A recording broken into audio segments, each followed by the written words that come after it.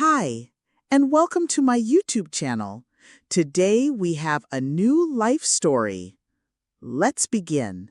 The message arrived while I was mid-presentation, standing in a glass-walled boardroom 40 stories above San Francisco. My assistant slipped me a discreet note across the polished table. Your birth mother called again, third time today. I didn't react, not outwardly. Inside, something nodded. My name is Elena Vargas, and I founded one of the most powerful biotech companies in the Western U.S., a company built from the ground up, with no family support, no trust fund, no helping hand, just grit, sweat, and the memory of being told I didn't matter. Let's wrap here, I told the executives, my voice calm despite the slow burn in my chest. Send me your projections by end of day. Back in my corner office, sunlight blazing off steel and glass, I stared at the number flashing on my phone. Still the same one I used to dial as a kid, hoping for comfort, hoping for anything. I pressed accept. Elena? Her voice was tentative, softer than I remembered. It's your mom. I know, I interrupted, keeping my tone even. What do you want? There was a pause, the kind that reveals more than words. Your father? We'd like to see you. I leaned back slowly in my chair, looking out over the city I'd conquered, while they pretended I didn't exist. It's been 16 years, I said. Why now? She hesitated. Because we saw you on Bloomberg last week, and Forbes, and your father misses you. I nearly laughed. Misses me? The last time we spoke, he told me I was a disgrace for turning down an engagement to a man he handpicked, a banker who treated me like an accessory. He said I was throwing my life away playing with petri dishes. Elena, my mother's voice faltered, we're not just calling to catch up. We're struggling. After the market crash, your family holdings, your father's firm is in trouble. There it was. You need money, I said flatly. No, she said quickly, then softer. We want to fix things. We know we were wrong. Please, just one dinner. I stared at the phone, at the skyline, at my own reflection in the window. Tailored navy dress, gold lapel pin, calm eyes. Everything I built despite them. Text me the details, I said after a beat. I'll consider it. After the call ended, I walked down the hall to my partner's office. Naomi Cho had been with me since the beginning. She was the only person who knew the full story. They reached out, I said simply. She looked up from her monitor. What are you going to do? I didn't hesitate. I'm going to that dinner, but I'm choosing the location. Book us a private suite at La Victoire, Friday, 7 p.m. I want flowers on the table and press nearby, but discreet. Naomi raised an eyebrow. You're not planning a scene, are you? Not a scene, I said coolly. A demonstration. That night, I dug out an old envelope buried in my home office, a letter I wrote myself at 19 after being kicked out. The ink was smudged from the tears I'd swore I'd never shed. I reread the words I'd written to future me. Don't forgive them too easily. Don't forget who you are. Then I pulled out my phone and texted my mother. Change of plans. I'll host. 7 p.m. Friday. Bring everyone. After that, I called Luca, my media strategist. I need discreet photographers positioned in your La Victoire on Friday. I want perfect candids of a family reunion, angles of remorse, redemption, every emotion. What's the headline? He asked. I paused. The prodigal daughter returns publicly. But the real story? He waited. The real story is about reclaiming power. I'm just wrapping it in forgiveness. Friday came cloaked in gold. The California sun softened as the evening approached, casting long shadows on the marble steps of La Victoire, a restaurant so exclusive it didn't advertise. You either knew someone or you didn't get in. I arrived early. Not because I was nervous, I was beyond nerves, but because I wanted to own the space before they walked in. Naomi had outdone herself. The suite was flawless. Crystal glasses, deep blue linens, orchids cascading from a hand-carved centerpiece. 1 table, 4 chairs. At exactly 6:58, I heard the footsteps, then the murmured voices. A server opened the door, and there they were. My father, Charles Vargas, looking thinner than I remembered, though still dressed like a man who thought wealth was a personality trait. My mother, Marina, in a soft pink blouse that didn't suit her. She was never gentle. And behind them, to my surprise, Isabel, my younger sister. She hadn't reached out in over a decade. The last time we spoke, she'd told we to stop embarrassing the family. Elena, Marina breathed, eyes darting around the suite. This is beautiful. I stood, hands resting lightly on the back of my chair. I wanted you to be comfortable. Charles gave a stiff nod. Isabel looked at the floor. They sat, slowly. For a moment we all pretended. Small talk, compliments on the wine, a comment about traffic, the kind of performance you give when the cameras are on, which they were. Subtle flashes through the window, just enough. Then the silence came.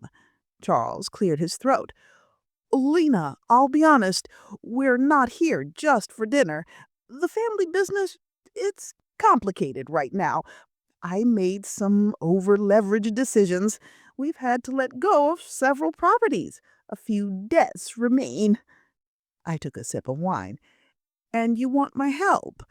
No, Marina said quickly. We want to start fresh, rebuild our relationship. If helping the family financially is part of that, then yes, we'd be grateful. I let the silence stretch. Let them score a minute. Isabel finally spoke. You've done well for yourself. I turned to her. You sound surprised. I just mean you were always so stubborn. That's one word for it. Marina leaned forward. Elena, we know we didn't support your choices, but we're here now. We want to be in your life. And the timing has nothing to do with the fact that Forbes published my net worth last week. No one answered. I stood, walked to the window, and looked out at the city I called home, the city I'd built a life in while they pretended I was already gone. You kicked me out at 19, told me if I walked away from my engagement, I was dead to you. Elena, no, you don't get to rewrite history. You didn't just disapprove. You disowned me. You told the family I'd been manipulated by radicals. You spread rumors. You even froze the college fund Grandma left me. Charles flinched. That money was meant for a family woman, not a scientist? I asked, smiling without warmth. More silence. I slept in my car for 6 weeks, worked nights in a lab that barely paid, took out loans you never co-signed, built something from nothing while you all toasted your success with vintage champagne. I stepped closer. And now that the ground's shaking beneath you, you come back, not because you've changed, but because you're desperate. Elena, Isabel said quietly, people grow. Maybe this is our chance to grow together. I looked at her for a long time. There was something new in her voice, hesitation maybe, or shame. I sat back down, folded my hands. I'm not giving you money, I said evenly, but I am giving you a gift. Charles' jaw clenched. What kind of gift? I reached under the table and pulled out a small black envelope. I slid it across to him. "What is this?" Marina asked. "A press release, pre-approved by my legal team.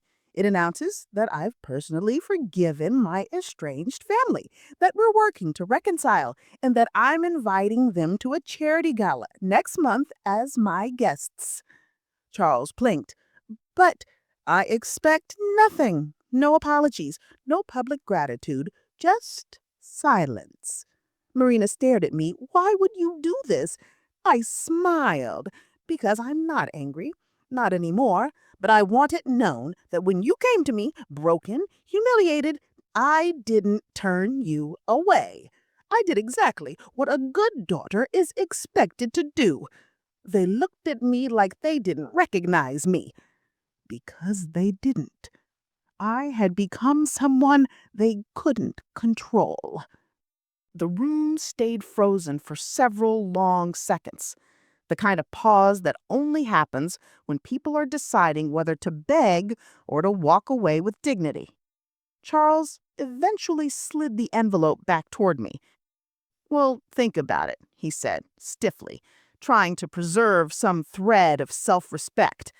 "I already had it sent to the press," I replied calmly. This was just a courtesy. His expression cracked, and I saw the truth in his eyes.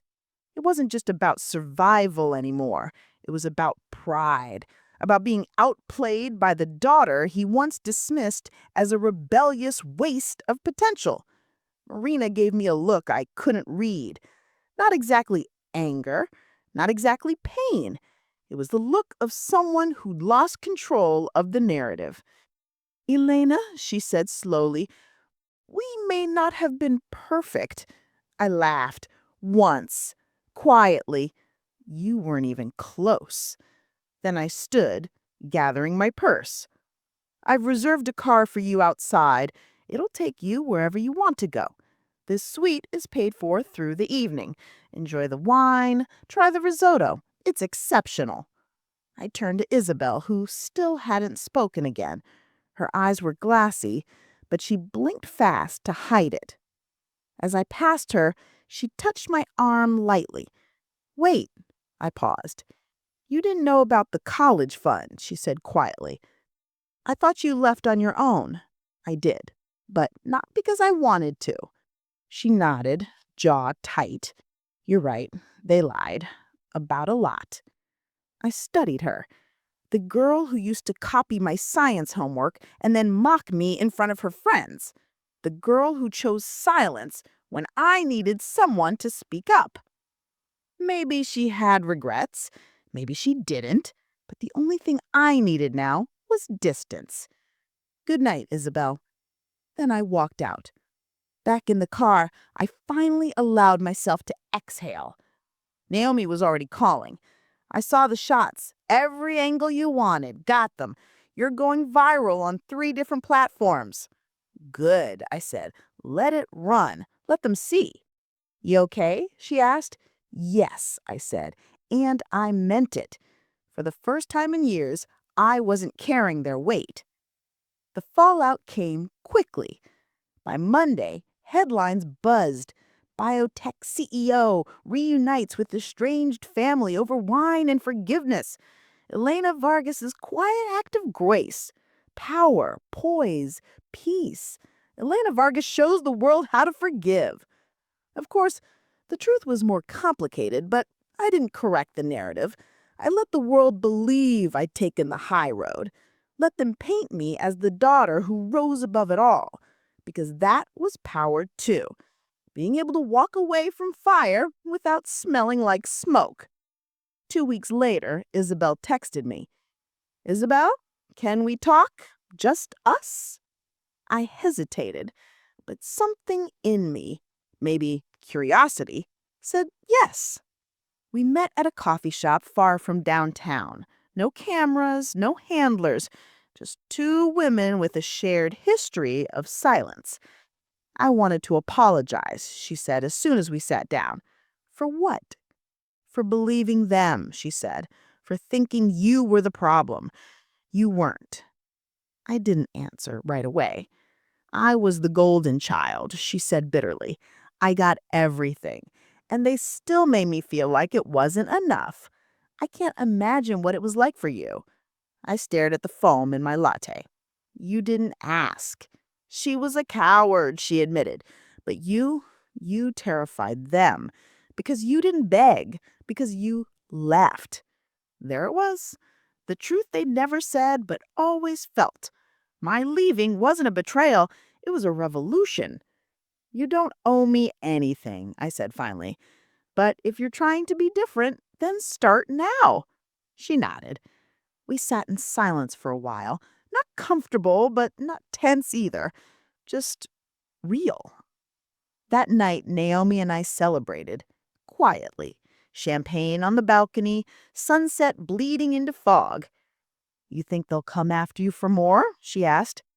They might, but they won't get it. And Isabel. I sipped my drink. Jury's out. But something had shifted, not in them, in me. I didn't need revenge anymore, just resolution. And I had it. I didn't sleep that night, not because I was upset, but because something had been triggered. Not panic, not adrenaline, but memory. The kind that hits your chest like a train at 2 a.m., pulling you backward through time whether you want it or not. I was 16 when I first realized I wasn't safe in my own house. Not physically. My parents weren't violent. But there are other kinds of danger. The kind that lives in expectations, in withheld affection, and glances that say, you're only valuable if you obey. At 17, I got a full ride to a pre-college biomedical research program. Only 12 students were selected across the state. I was ecstatic.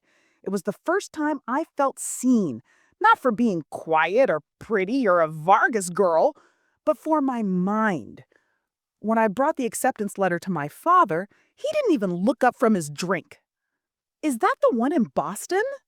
Yes. They even offer a travel stipend. No. I blinked. What? He looked at me then, eyes flat.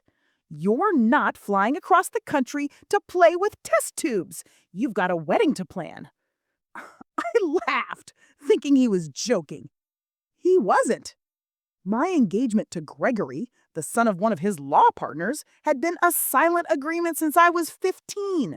I dated him under pressure, smiled through dinners, said yes to a ring I hated. But I hadn't said yes to this. I'm not marrying Gregory.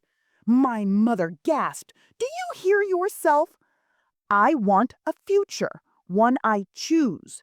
You're choosing shame. You're choosing to walk away from the family. That night, I packed a bag. I left the ring on the dining room table, and I walked out. I thought I could crash with a friend. I couldn't. Her parents didn't want the drama. I thought I could stay with a cousin. She ghosted me. For 6 weeks, I lived out of my car. I ate peanut butter from the jar. I charged my phone in public libraries. I cried more than I ever had. And then I found a scholarship, not from an Ivy or a government grant, but a small nonprofit run by 2 women who had once been foster kids. They funded young women who'd been cast out. They gave me $3,000 and a mentor. Her name was Ruth, and she became the mother I never had. She didn't tell me what to do. She asked what I wanted. Then she helped me build it. I never forgot that. Years later, I heard that Gregory got married to someone else, someone compliant. He ended up in a white-collar crime scandal. My father bailed him out. They called it bad luck. I called it karma. In therapy, I once asked if it was petty to feel nothing for people who raised me. My therapist smiled gently and said, sometimes survival looks like indifference. That's not pettiness. That's boundaries. So I let the past stay in its box most days. But that night, after the coffee with Isabel, it came loose. I pulled out an old flash drive from the back of my desk drawer. Inside was a folder I hadn't opened in years. Scans of letters, copies of legal filings, screenshots of messages, the paper trail of my exile. I stared at one email from my mother, sent a year after I left. "We were only trying to protect you. You're not strong enough for that kind of world." But I was. I had built a company, forged alliances, funded labs, and made decisions that saved lives. Not in spite of them, because of their absence. Their rejection forced me to become unshakable. And now, here I was, powerful, poised, untouchable. But I didn't feel victorious. I just felt grounded. Because the fight was over, and I'd already won. The days that followed were strangely calm, the kind of stillness you get when a storm has passed, not because the sky is clear, but because the worst of it already tore through. I kept working, took meetings, signed off on trials and funding packages and international partnerships. The world moved on, and so did I, until I got a call from Ruth. "Elena," she said, her voice steady but with something underneath. "Do you have a minute?" "Of course." "I wasn't going to tell you," she began, "but I think you need to know. Isabel reached out to me 3 days ago." I stood still. "She what?" "She said she wanted to make a donation to the program in your name. And she asked a lot of questions about the original scholarship you received, about the nonprofit's early records." I closed my eyes. She's digging. Yes, and I don't think it's just curiosity. My throat tightened. "Did you give her anything?" "Of course not." "But she mentioned something about old paperwork, about your inheritance." That word struck like glass. Inheritance. I hadn't thought about that in years. Not since I found out that my grandmother's estate, once promised to me, had been silently redirected after I left the family. My grandmother, Lillian, had adored me. She once told me, "Elena, you're the only one in this family who has a spine." She'd written me into her will. But after I left, my father somehow had it changed. Isabel had never spoken about it, never mentioned the money or the house or the assets until now, until she saw a chance. I called her. She picked up immediately. "Elena." "You went behind my back," I said. A pause. I didn't lie. I just wanted context. "You wanted leverage," I snapped. "You think if you can dig up something about the scholarship, about the nonprofit, you can use it to twist public opinion, make me look like a charity case, humble the narrative. That's not what this is. Then what is it?" She was quiet for a long time. Finally, she said, "Dad made me executor." The air left my lungs. "What?" "She knew you'd never play along, so he put me in charge of what's left, of managing what's shared and what doesn't." I sat down hard. "You're protecting him." "No," she said softly. "I'm protecting myself. I've always lived under him, under Mom, under the name. But now that it's crumbling, they're looking to me to clean it up. And you think using my story will make you look like a savior?" "No, but they think it will, and I'm not strong enough to say no." I didn't yell, didn't hang up.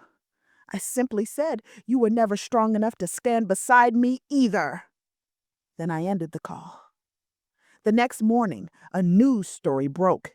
"Vargas heiress donates to youth program supporting estranged sister's journey." Photos of Isabel smiling, shaking hands with Ruth. A glossy quote. "Elena's strength inspired me. I wanted to honor her." I stared at the screen, my jaw clenched, because I knew what this was. She wasn't honoring me. She was repackaging my pain to buy her way into sympathy. And it was working. The comments flooded in.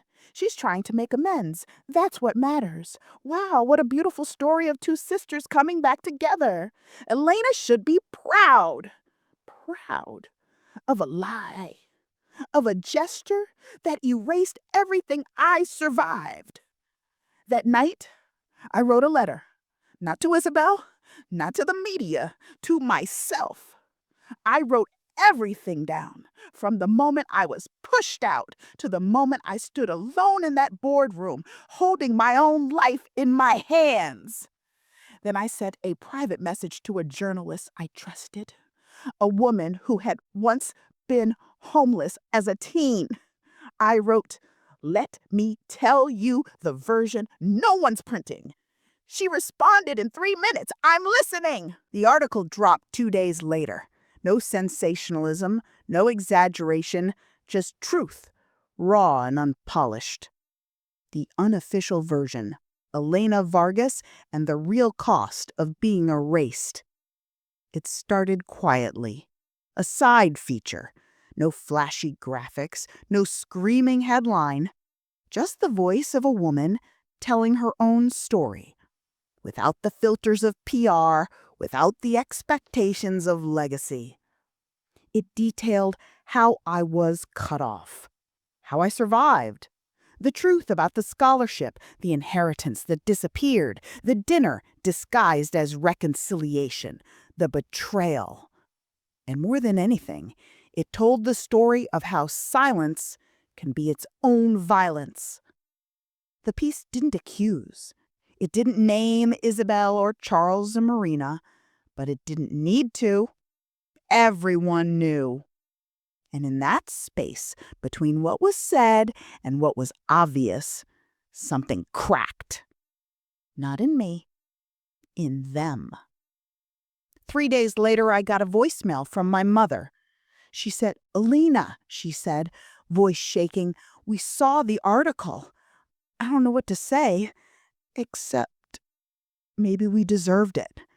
Maybe we always have." I deleted the message, not out of cruelty, but because I didn't need it. Not anymore. A week passed, then 2. Then Ruth forwarded me another donation. Anonymous, but clearly from someone trying to balance scales. She added a note, "You inspired more than you realize." And that's when it hit me. I didn't have to win the public war. I didn't need applause or vindication or headlines. Because I already had the one thing they could never touch. My life. I stayed out of the spotlight after that. Let Isabel have her moment. Let them all wrestle with their mirrors. I focused on work, on building, and on giving. Not out of guilt, but from strength. I funded a biotech incubator for underrepresented women. I launched a private fund for girls aged out of foster care who wanted to go into STEM. I spoke quietly at schools, at shelters, at places where young people still believed they didn't matter. I told them the truth. That blood doesn't make someone family. That you're allowed to walk away from people who only show up when they need something. That strength isn't the absence of pain. It's choosing not to let that pain define you.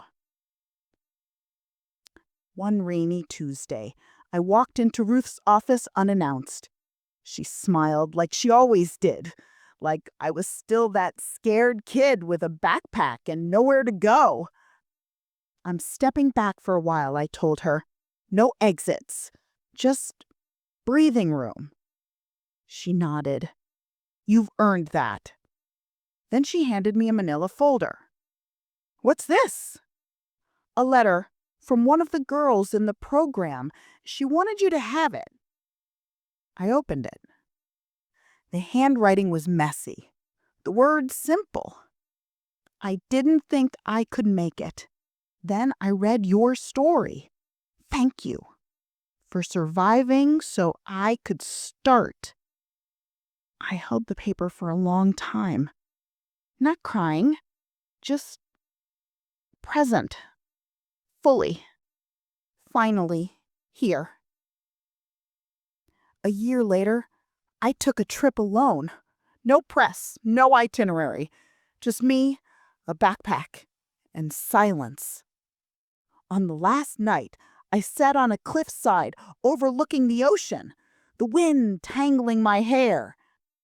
And I whispered something I hadn't said aloud in years. I forgive you. Not to them, to me. For all the times I doubted, for all the times I looked back, for all the nights I wondered if walking away made me heartless. It didn't. It made me whole. I never went back to them, and they never came for me again. Not because they were done needing me, but because they finally understood that I wasn't theirs to need.